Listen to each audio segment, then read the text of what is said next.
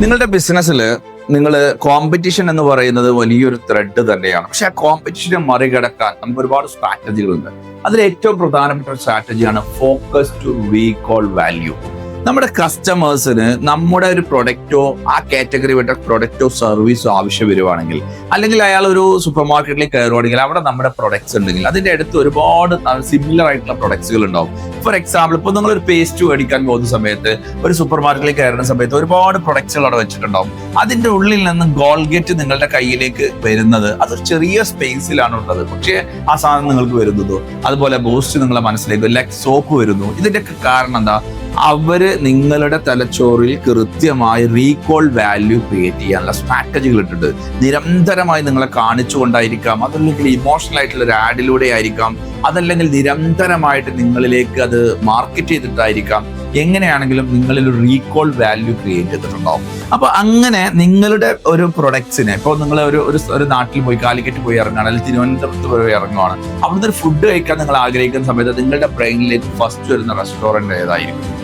അത് ശരിക്കും വരാനുള്ള കാരണം എന്താ? 10 റെസ്റ്റോറൻറ്റ്സ് അവർ നിങ്ങൾക്ക് അറിയാം, അല്ല 5 എണ്ണം അറിയാം. അതിൽ നമ്പർ 1 ഒന്ന് ഫസ്റ്റ് പ്രയോറിറ്റൈസ് ചെയ്യുന്നുണ്ടെങ്കിൽ, ഇതുപോലെ നിങ്ങളുടെ ഇൻഡസ്ട്രിയിൽ ഒരു കസ്റ്റമർക്ക് റിക്വയർമെന്റ് വരുവാണെങ്കിൽ നിങ്ങളുടെ പ്രൊഡക്റ്റ്, നിങ്ങളുടെ ബ്രാൻഡ് അത് ഓർക്കപ്പെടാൻ നിങ്ങൾ ചെയ്യേണ്ടത് എന്താണ്? ഇതിൽ ഏറ്റവും പ്രധാനമായിട്ട് നമ്മൾ ഫോക്കസ് ചെയ്യേണ്ട ഒരു കാര്യം എന്ന് പറയുന്നത് കസ്റ്റമേഴ്സ്, നമ്മുടെ ഓരോ കസ്റ്റമേഴ്സിനും അത് നിരന്തരമായിട്ട് കാണാനുള്ള അവസരങ്ങൾ ഉണ്ടാക്കുക എന്നുള്ളതാണ്.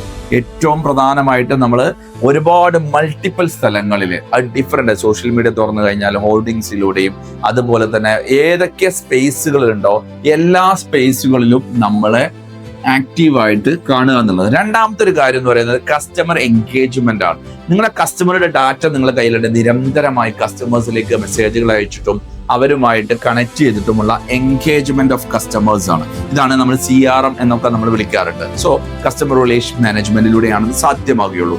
അതോടൊപ്പം തന്നെ നിങ്ങൾ നിരന്തരമായിട്ട് കസ്റ്റമേഴ്സിലേക്ക് നിങ്ങളുടെ പ്രൊഡക്ട്സിന്റെ അപ്ഡേഷൻസ്, അതിന്റെ പ്രോഗ്രസ്സുകൾ, നിങ്ങളുടെ സക്സസ്സുകൾ, നിങ്ങളുടെ പുതിയ അടുത്ത ലെവലിലേക്ക് എക്സ്പാൻഷൻസ് അത് നിരന്തരമായി അറിയിച്ചുകൊണ്ടിരിക്കണം. അതായത് ഉദ്ഘാടനങ്ങളാവാം, അതല്ലെങ്കിൽ പുതിയ പ്രൊഡക്റ്റ് ലോഞ്ച് ചെയ്തതായിരിക്കാം.